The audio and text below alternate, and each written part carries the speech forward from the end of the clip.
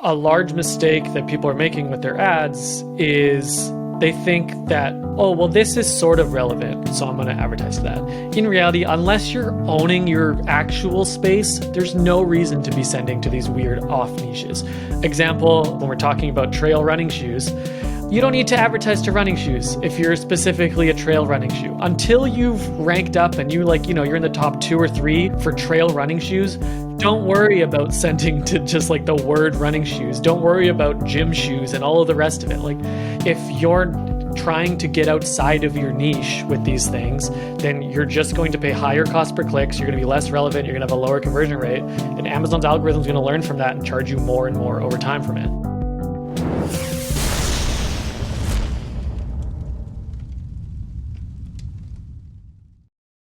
I just got back from D2C Newsletter's C-Suite Mastermind in Las Vegas, and I gotta tell you that this room of 100 D2C and retail operators were just buzzing about TapCart mobile shopping apps.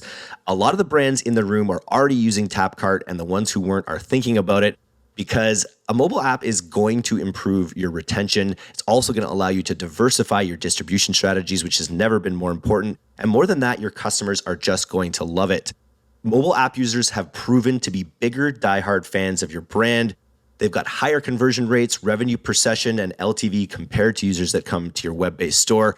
Just like fashion brand Princess Polly, who launched their app in 2019 using TapCart and now consistently see 20 to 25% of their revenue coming from this channel. It's their second highest revenue channel after their online store. With TapCart, it's incredibly easy to build, launch, and maintain your mobile apps. So to learn more, go right now to tapcart.com/DTC. That's tapcart.com/DTC. Tell them Eric sent you. It's all killer, no filler. I'm Eric, and today we are here on the D2C podcast with Pilot House's amazing Amazon team, with Rob and Clifford. Last time we did this, we called it, I think it was the meta team, and we talked about the biggest opportunities and the biggest oopsies, the biggest ops and oopsies. But I'm thinking today it rhymes better. Let's call it the biggest Amazon ads, ops and flops. Ops and flops. So opportunities and ways that we also see that brands maybe are going astray when it comes to their Amazon ad account. So maybe we can start with flops and the top 5 biggest mistakes we see in client, without naming any clients, of course, we see in Amazon ad accounts. Who wants to kick us off? Yeah, I think a whole bunch of them are related. So I think a lot of them stem from like one common main problem is that people don't know how the ads work. Just straight up.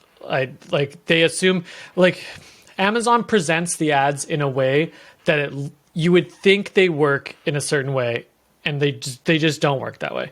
What I mean by that, to make it less vague, is when you make an ad campaign in Amazon, you pick the keywords, for example, that you want to target. You would assume that if you pick those keywords that you want to target, you will show up in search results for those keywords. Quite simply, that's how it should work. But when you think about it a little bit more rationally, there's only so many placements in those at least first couple pages of search results to put your ads. So how are you getting so many impressions? A big part of that is that your ads can show up on product pages that are related to those keywords, which are not great placements usually, and not at all where you intended to put your ad. So a lot of problems that we see in ad accounts stem from this misunderstanding, where people don't realize that their ads are showing on product pages when they're trying to target keywords, and their ads are showing for keywords when they're trying to target product pages. And where that becomes an even bigger issue is, well, if you're targeting, let's say, a competitor who's very close to yours, you're targeting their product specifically.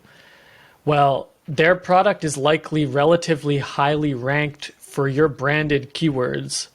So now you're actually just landing and that campaign might do super well. And you're, wow, it's doing super well. We're targeting this competitor. Where if you really dive into it, you're actually showing up on your branded search terms, and you're not actually showing up on your competitor's ad like product page at all. So it's like completely convoluting it and totally messing with your results that you think you're getting. And that was, And the solution here is to segment them out. so that was the product page one that Clifford just mentioned. And this is where the interrelation comes in. So that was number 3 on my list, which is a typical mistake we see is not running product page multipliers on your ASIN targeting campaigns. So in that case, if you are targeting a competitor trying to display it on their listing, you can run a really low bid and a very high product page multiplier. So you're essentially just telling Amazon, like, don't show me in rest of search. Like, don't follow this ASIN around, only show on the product page. And then that honestly relates to Clifford. He kind of looped it into that point as well, as what we see is brands aren't segmenting out their branded terms enough. So if you actually segment out all your branded terms into separate campaigns and negate them from all your other campaigns, then you know where you're actually driving branded traffic. And that should be super efficient and very profitable for you. And you do not want to overspend there. But if you don't segment it out, it's just going to, branding's going to leak its way into everywhere. And you're going to think that you have this great performance, but really you have like, you're just converting on branded terms less efficiently than you would be if you segmented them out.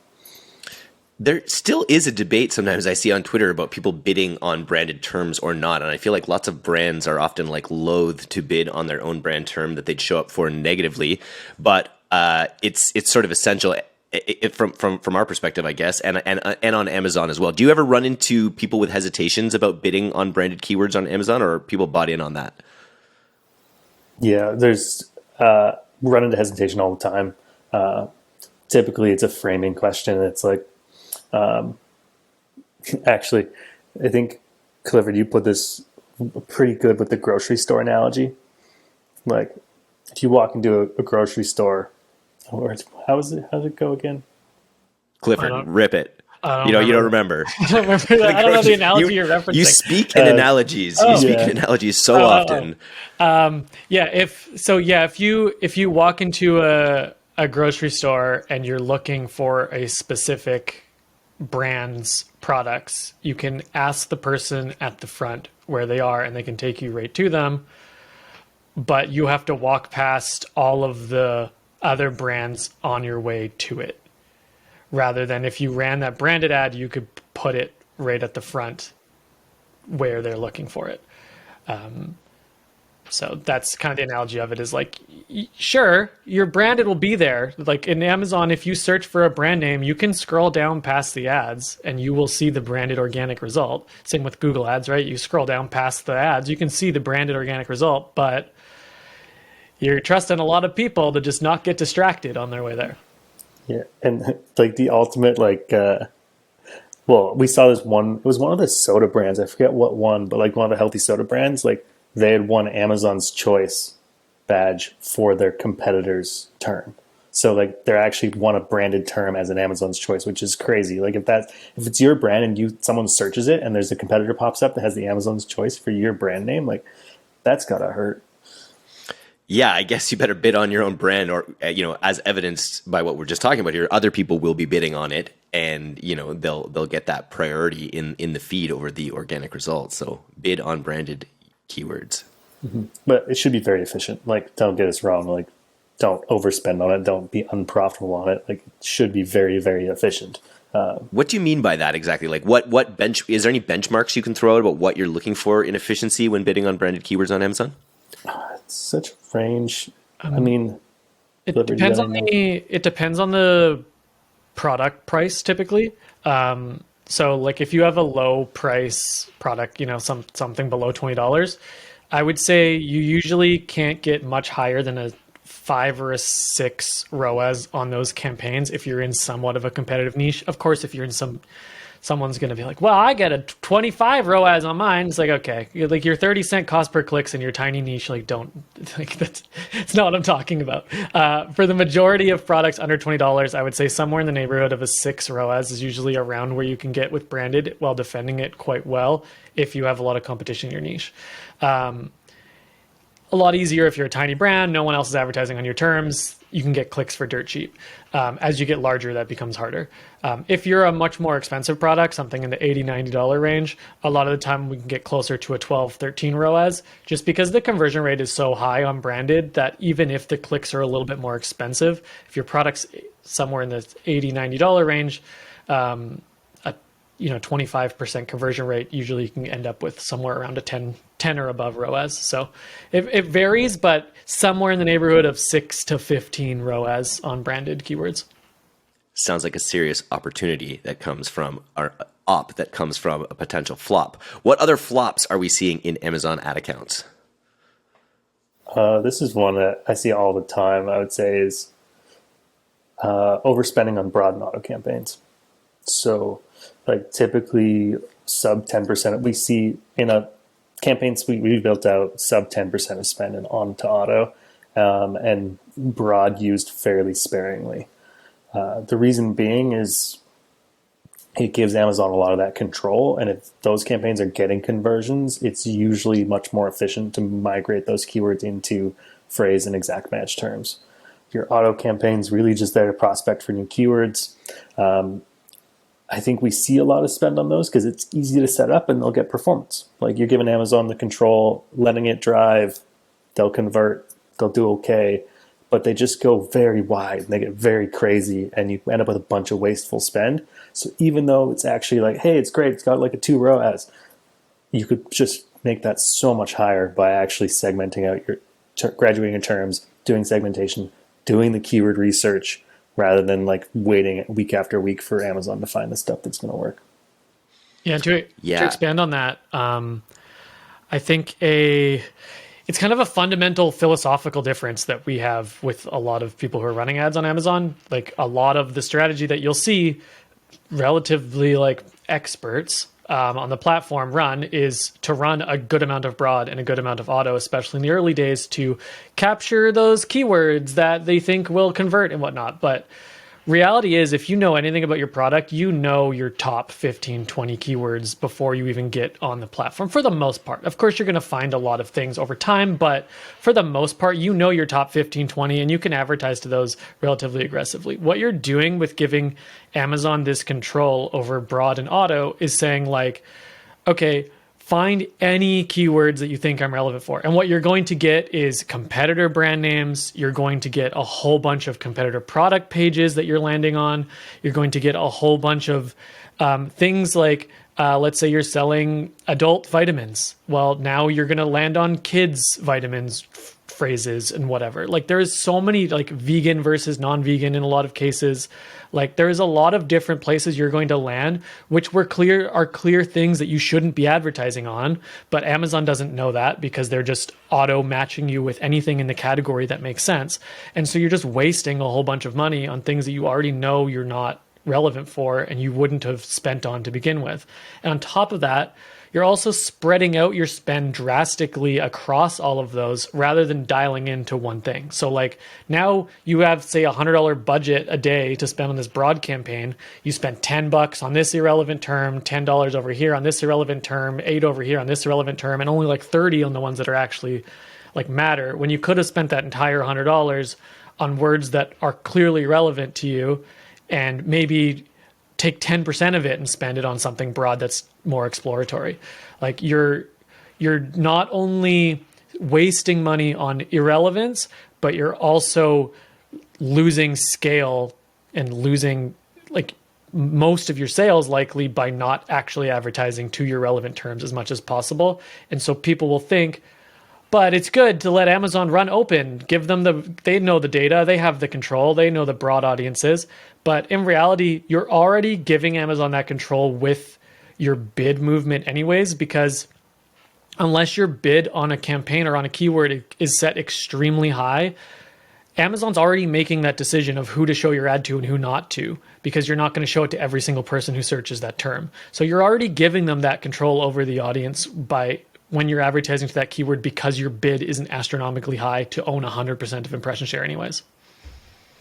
Super interesting. It makes me think of with paid social, everyone's trying to go as broad as possible, and Facebook wants you to turn over as much control into its AI campaign generation tools as possible. But first of all, Amazon is a newer platform than any of the others, and also it's that intent-based platform similar to Google, where if you aren't really zeroing in on the exact intent of people wanting your product, it's going to try to spend your budget in all these other places as much as possible. So I think that's a big opportunity is to just start your campaigns like with the keywords that you say phrase or exact match, and then just apportion a very small percentage of your budget, say 10%, to these auto campaigns where you can be always finding these potentially new affinities and new keywords that work.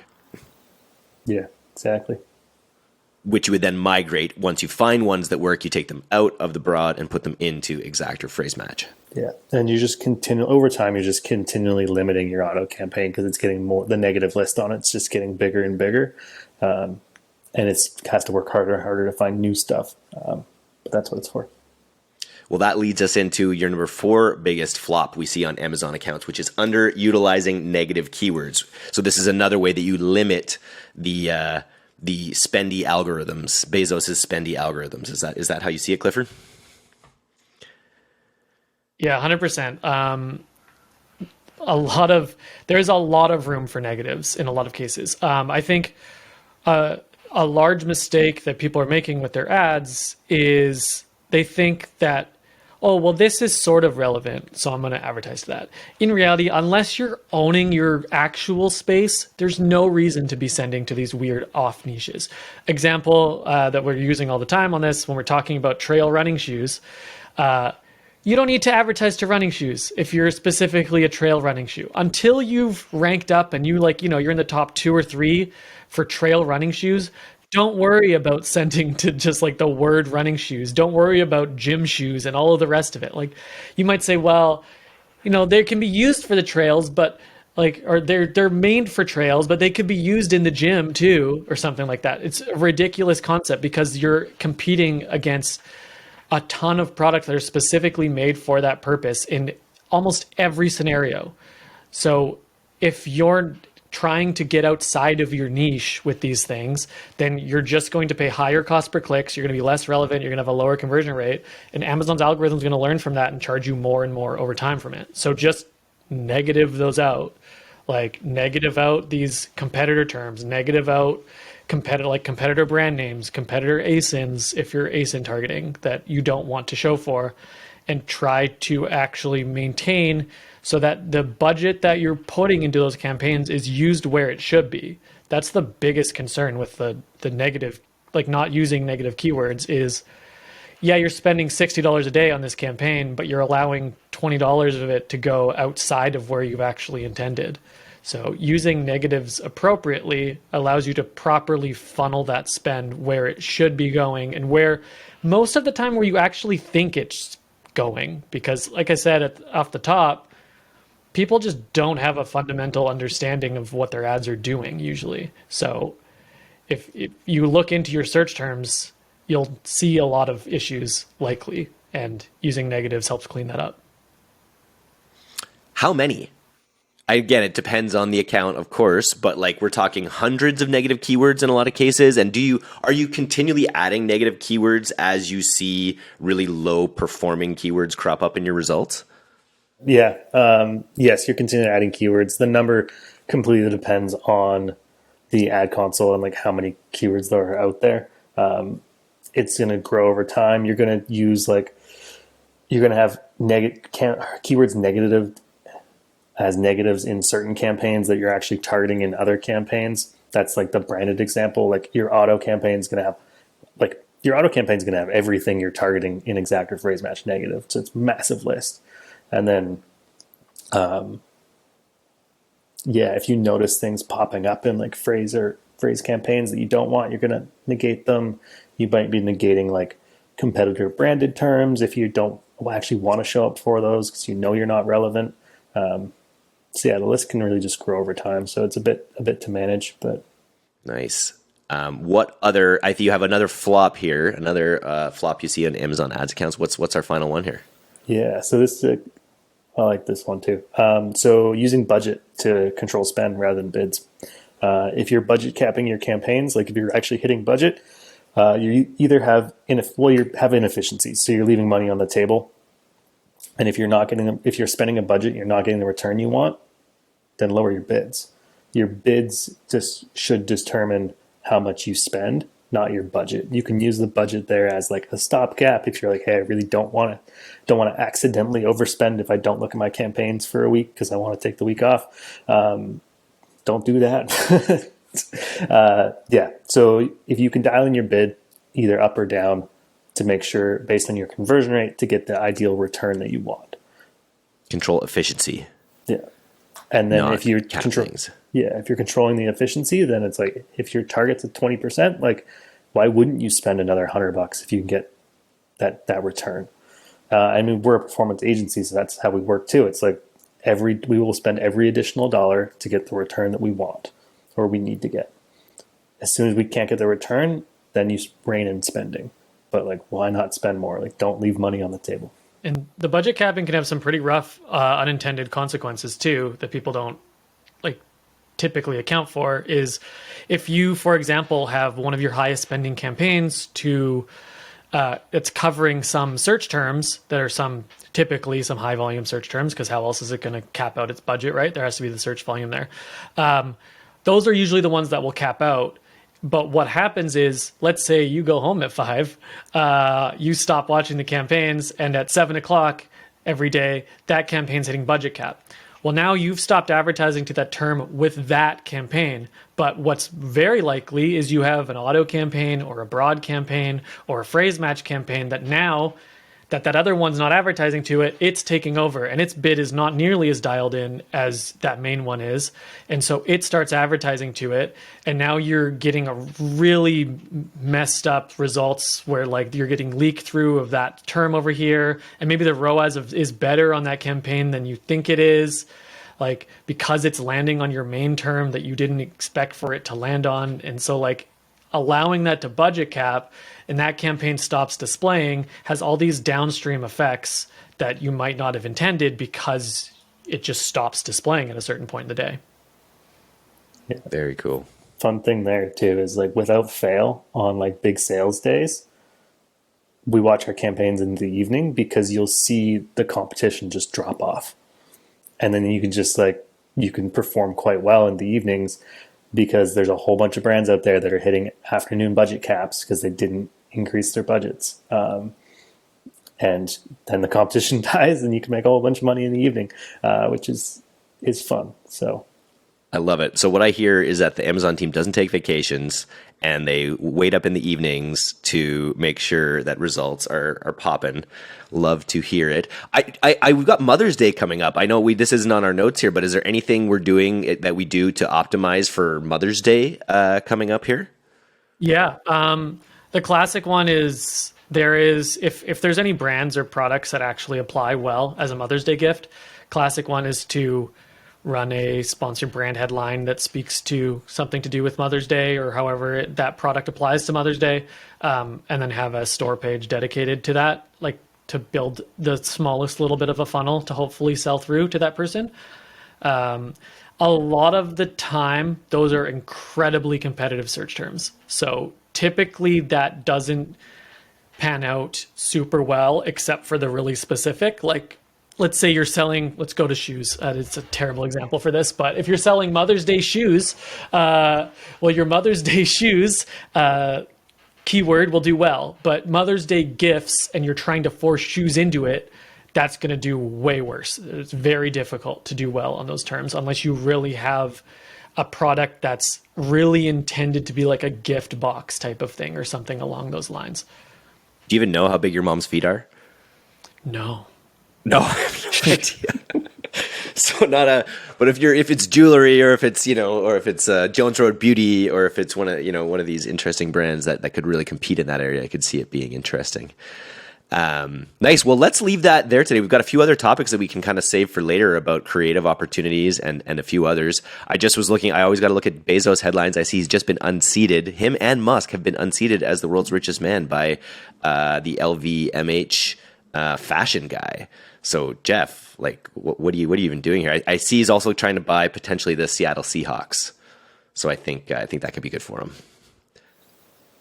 It seems like he's having fun. Yeah. It's because Amazon stock's gone down, right? That's why he's no longer the richest, is because their stock price. Well, this is all Andy Jassy's fault. Okay, this is not even a Bezos problem. This is an Andy Jassy problem. Oh, well, do tell. I don't know who Andy Jassy is. Tell the audience who Andy Jassy is. The new CEO of Amazon since Bezos left and took over. And he's not cutting the mustard yet, or what? So, not to get too into the weeds of what I think Amazon as a company is extremely undervalued in the marketplace of the stock market, because they're not valuing the logistical prowess that Amazon has built up. And you see these competitors come in, like, what is it, Temu or whatever that's coming in, and like, Wish and a lot of these others that try to compete in the marketplace space, and they don't stand a chance because they don't have last mile delivery figured out in the same way that Amazon does. So I think that aspect of their business and how much they're integrating freight is extremely undervalued. And just because they don't hit some earnings numbers some quarter, their numbers get hit. But I think they're currently way undervalued, and Bezos will take back his crown very shortly. How is that Andy's fault? How is that a flop for Andy? It just sounds like that sounds like a market opportunity. This is not investment advice. It sounds like a market opportunity. But how is Andy contributing to this? I think it's an Andy comms problem. Okay, Bezos was very good at communicating the vision and the future looking and the prospects, and I think current CEO less so, and more focused on let's talk about the now and this and that, and he's more talking about the business sides of it rather than the grand vision sides of it that get people excited, and stock market follows it.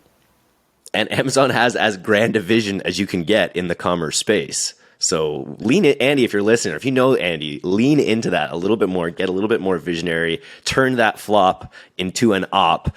And let's go. Let's get that. I'm gonna buy some. I'm gonna buy some stock right now, maybe, based on Clifford's advice. Even though it's not advice, and cannot be construed as advice in any way. But it's only gone down since Clifford told me to buy it. So, all right. Well, we'll turn that flop into an op. Thanks for coming on today, guys. It was fun. Awesome. Thank you. Thanks, Eric.